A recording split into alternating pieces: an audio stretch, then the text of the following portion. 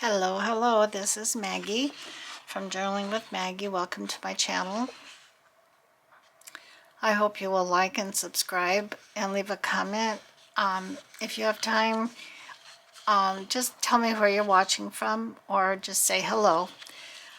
I'm going to make this video. I'm hoping it won't take too long. I'm really thinking about, how a lot of creators have their different days. They do different, they focus on different things.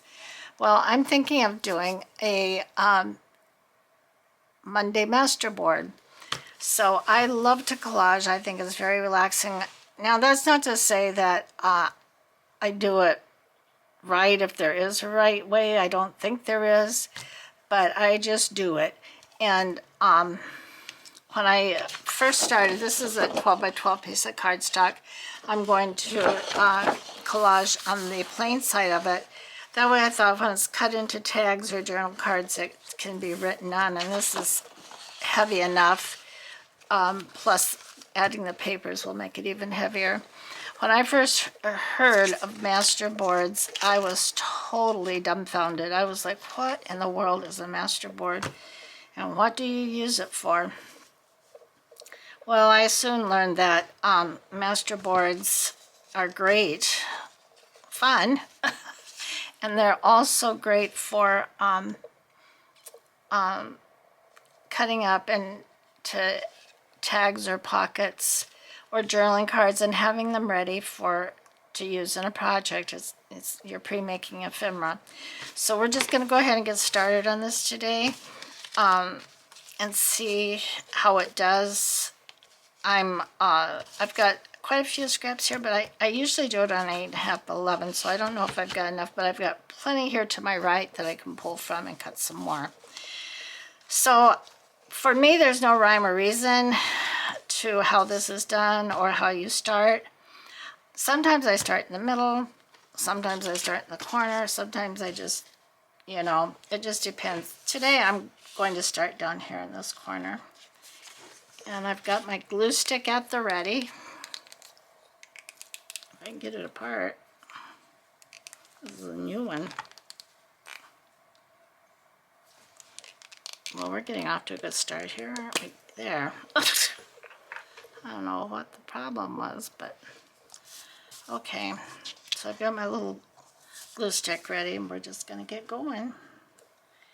Now, I wish this was a purple glue stick because it would make it easier to know that I've covered the whole thing, but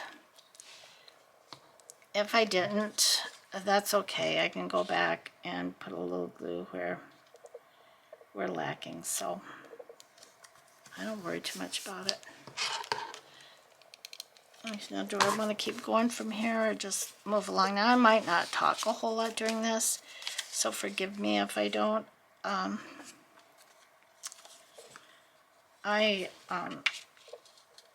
This is something that you kind of get into and your mind kind of gets lost in it. I know I've heard a lot of creators say that they sit and watch TV or watch other creators while they do this. I figure you can do however you want to do it,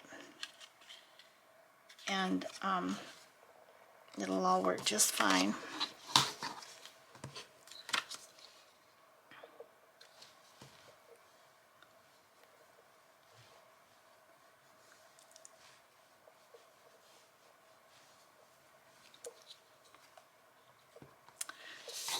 Sometimes I'll try to tell you some stories about adventures my husband and I had together when we were younger, especially. Neither my husband or I, either one, were afraid to to try something new and to go new places. And we did, unfortunately, move around the country a lot, but that was okay. I was raised in I was born in Ohio, spent my toddler years in Tennessee where my grandparents live. Then we moved to California when I was about 4, I think. And I was raised in Southern California. That's where I went to school and graduated. I graduated from high school in the Inland Empire, Upland High School. And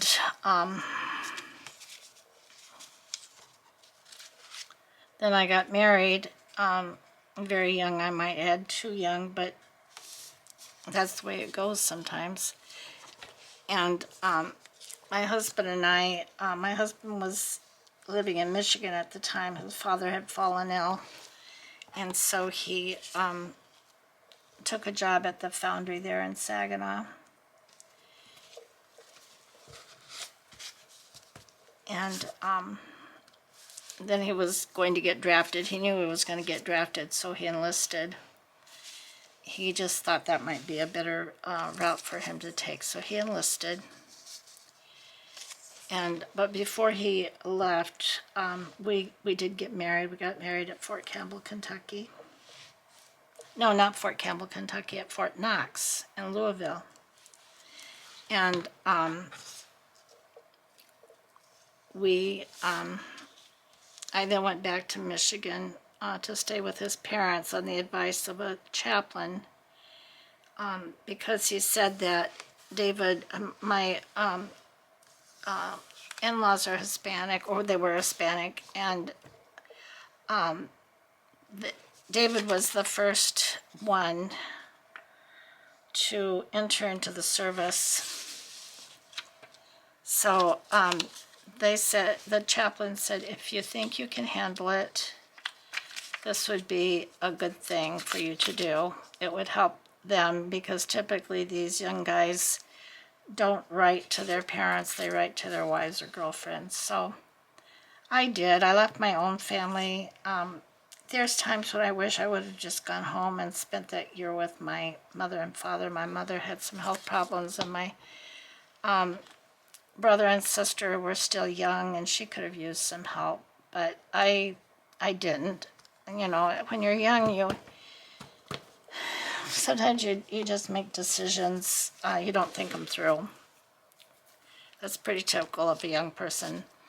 So I was in Michigan, and that's where we were for that year that he was in Vietnam. Then we lived in Fort Campbell, Kentucky for about a year until he was ready for discharge.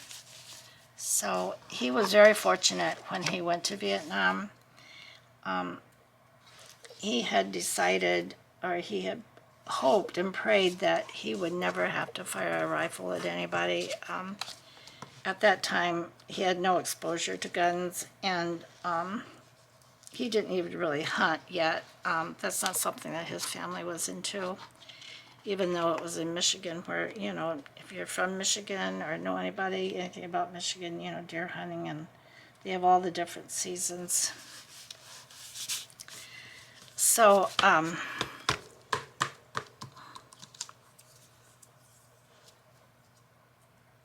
he didn't know anything about guns, and he just prayed and asked the Lord to protect him and to keep him from ever having to shoot anybody or kill another person, because he really just didn't feel that he could do that. And it did not suit him to take the role of conscientious observer. He decided to just trust in the Lord for protection and help. And the Holy Spirit spoke to him and told him, or encouraged him to know, that he would never have to fire a rifle at anyone. And so David accepted that, and went ahead and enlisted.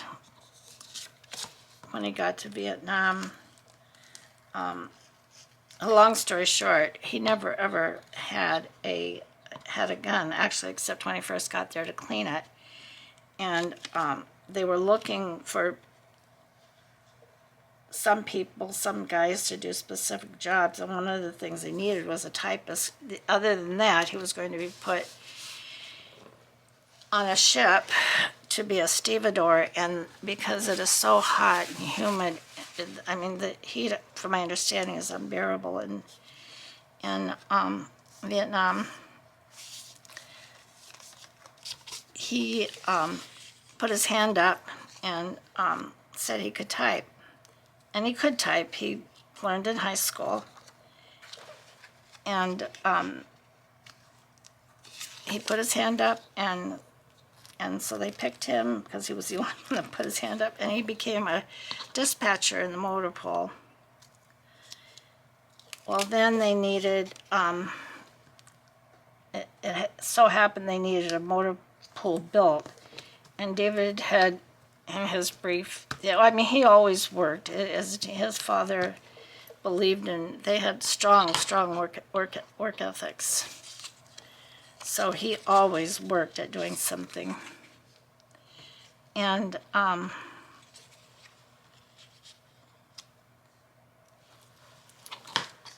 so he became the dispatcher when they came around asking for someone if anybody could build had any building experience. David raised his hand again. Here, I'm here.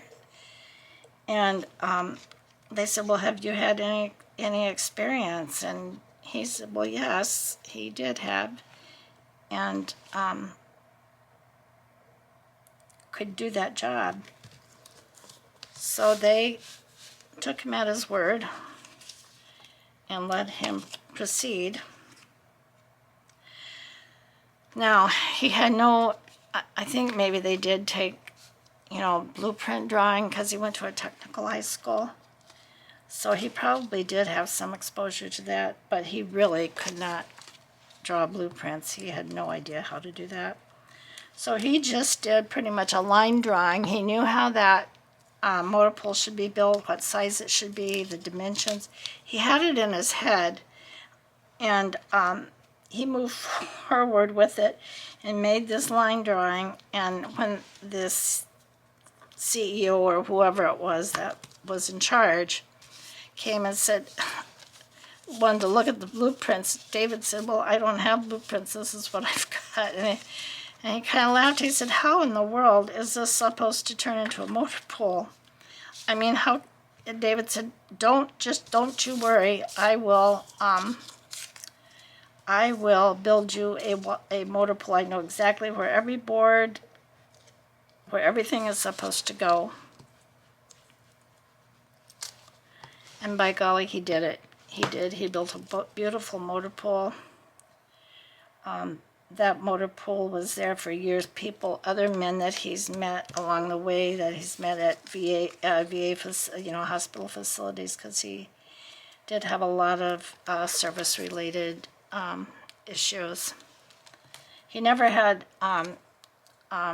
PTSD. They were actual health issues that he had. They would say, yes, I was in Cameron Bay. I know that motor pool. I remember that. Maybe they'd come years later after him. And they said, yeah, I know that motor pool. And so he did something that he didn't have any real training in, no knowledge of drawing blueprints or what went into that. He just did it and did an excellent job. And he was like that throughout his life.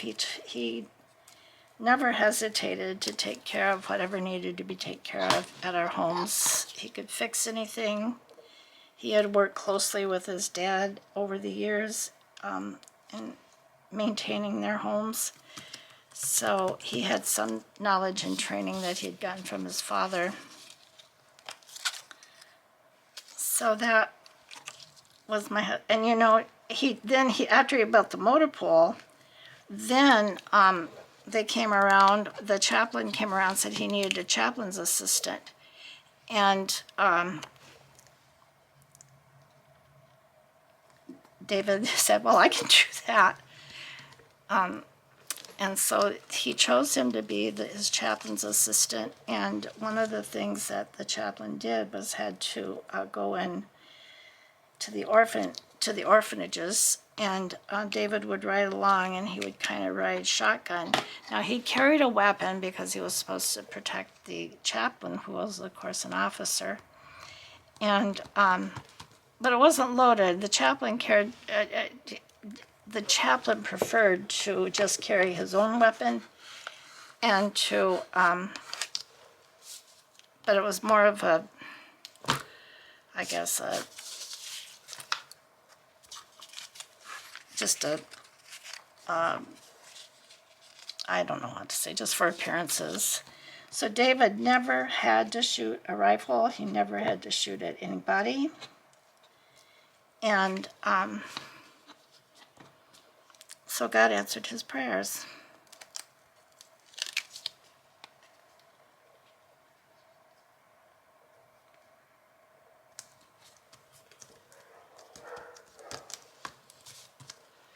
So he was always encouraging of me to do the things I wanted to do. When I was going to school for nursing, he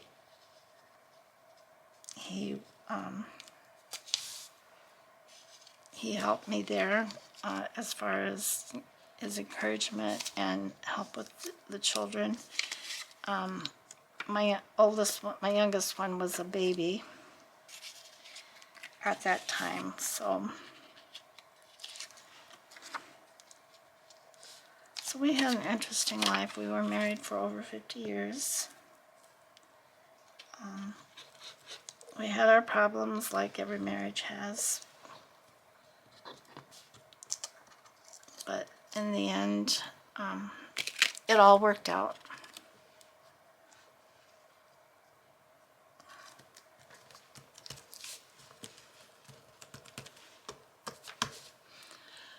Okay, so we've been 16 minutes. Oh, that's not too bad. Okay.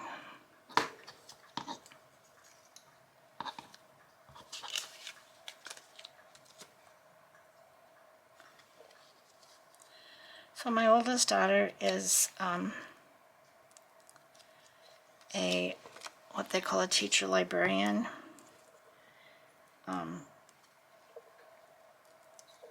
For an elementary school. She works in a very, very, very difficult area. Some of the things that she tells us that those children do and say are just appalling, just unbelievable. So sad. So, so, so sad. That these babies could be exposed to some of the things that they're exposed to and begin life in that manner. So sad.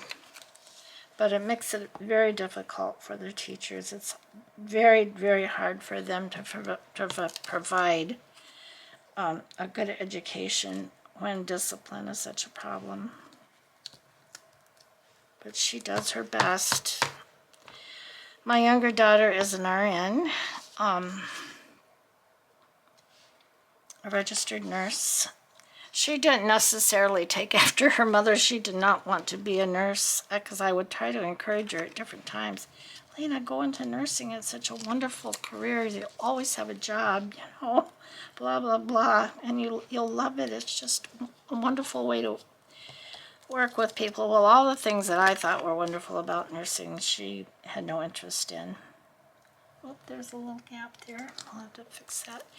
So, she wanted to be a lawyer, and she would have made a brilliant lawyer, and I still think at some point she should try to pursue it. But now she's got this her little baby girl, and who's the love of her life as well as mine. But she's the mama, so it's different for her. So she decided to become an RN a few years ago. And then she hadn't enrolled she had taken all of her basic classes, but hadn't enrolled in a nursing program. For one reason, in California, nursing students were chosen by lottery, which was really unfair.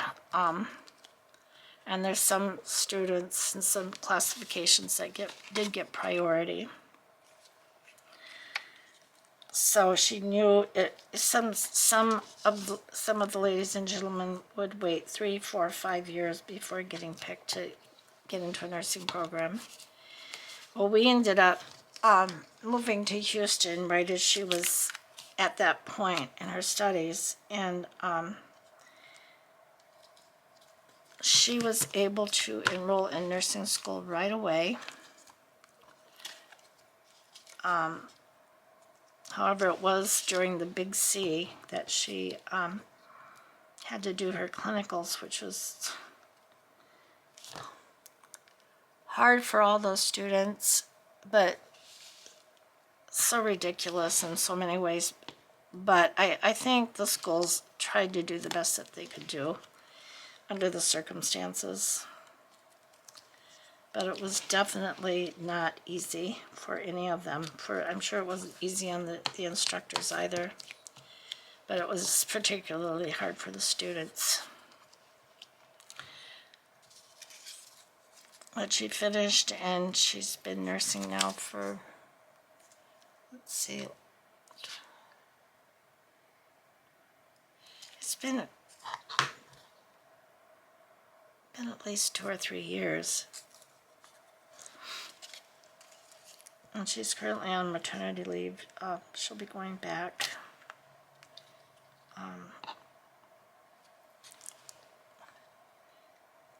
in a few more weeks. They ended up extending her her maternity leave because she has some ongoing health problems that are making it difficult for her. But she's doing good. She's a fighter.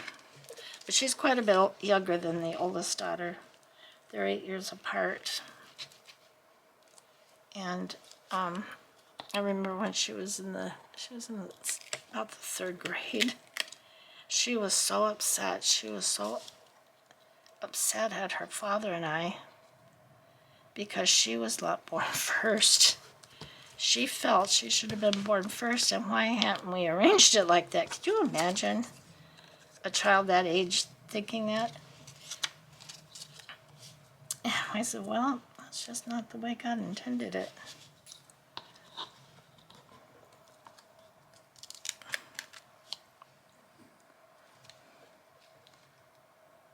Not the way God intended it, sweetie.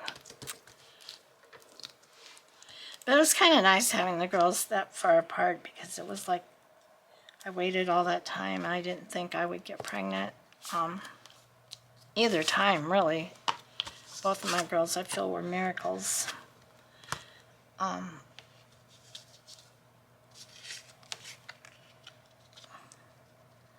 It was nice, like I said, to have them that far apart because I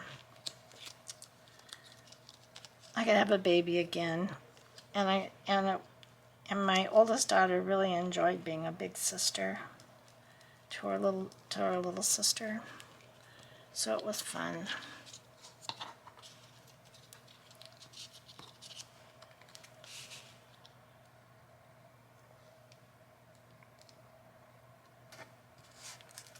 So here we are. Now we live in Houston.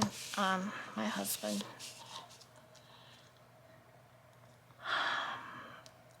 unfortunately passed away here in Houston, and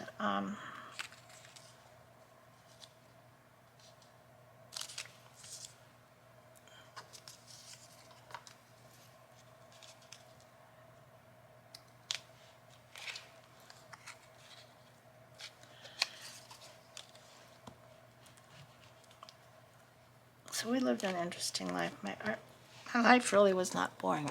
My life is pretty boring now, but when my husband and I were younger, it really was not boring.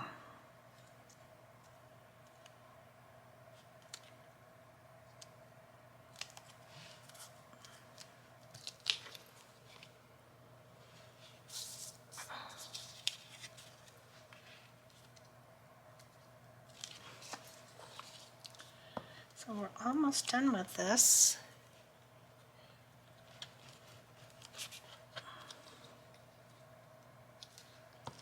I hope you don't mind me talking about things, me being the introvert that I am.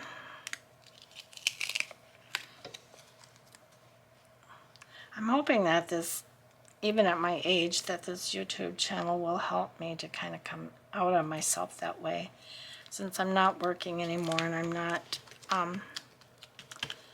interacting with people the way I used to. So we'll see. We'll see, won't we?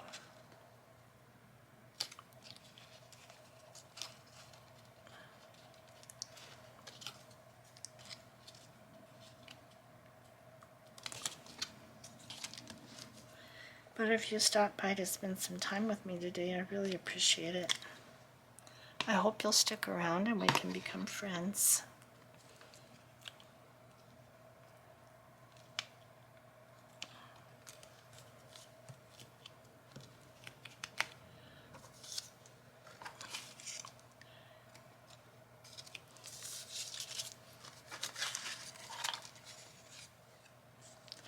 Usually when I do these master boards, I just tear my papers, but I decided just to cut some beforehand, and I do kind of like it this way.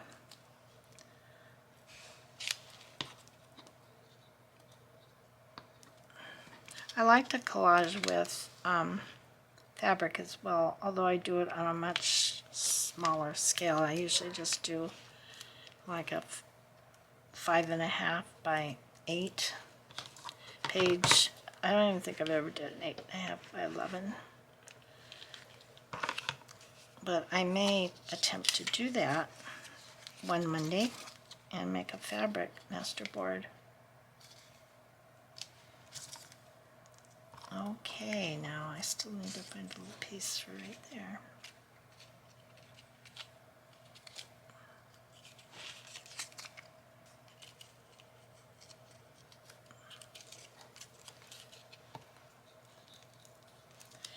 Now I would prefer actually putting more color, doing a more colorful master board. But I do want it to be neutral. I'm not sure what journals I'm going to be working on next. I know I have a lot of ideas in my head. And I'm not really one to go by the seasons or the holidays. Like, I don't know if I'll make an Easter journal. I didn't last year. I kind of just feel my way through and do whatever comes to my mind that I think I would enjoy doing.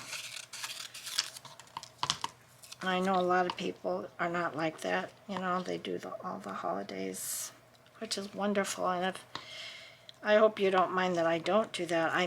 At Christmas time, I will make Christmas journals. And I did have an intention of making an Ireland or Irish journal this March, but I didn't.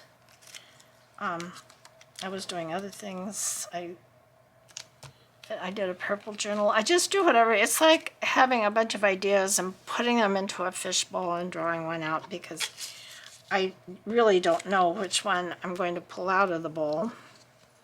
And perhaps that's what I should do. I should just write down all my ideas on little scraps of paper and put them into a hat and let fate have its way. What do you think? What do you think?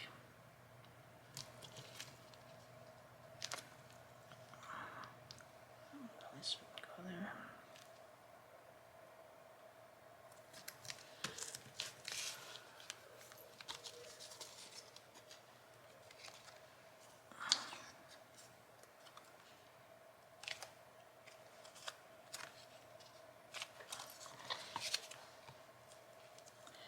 So I hope wherever you're at, whatever time of the day it is or evening, that you are having a wonderful day, that you're doing something that you enjoy doing. And if you are new to junk journaling and are struggling with it, please don't. Take a deep breath and just do what feels good to you, what feels right to you, and what makes you happy. If something looks good to you and it makes you feel happy, that's what really matters. And believe me, you do not have to be an especially creative person to do this. I think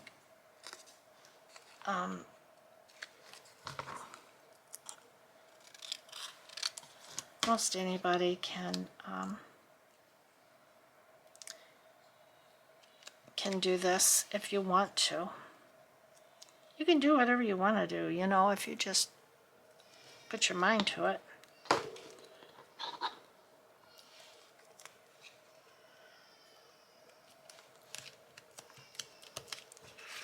All right. Oh, did I cover up that little spot? Yeah, I did. I think all of our spots are covered up. Let me just go in the back and... I think this is neutral enough on the back that it will work fine to be cut up and to be, somebody could write on the back of it if they chose to. So here we go. Here is our first master board. I hope you enjoyed this video. This will be my Monday video. This is still Saturday. I wanted to film 2 videos today. So one could go up on Monday, and I wouldn't necessarily have to film on Sunday. Okay, well, I'm going to get off now. I'm going to say goodbye, and you have a wonderful rest of your day, evening. Like I said, wherever you are, whatever you're doing, just be blessed. And I will see you in the next one. Bye-bye.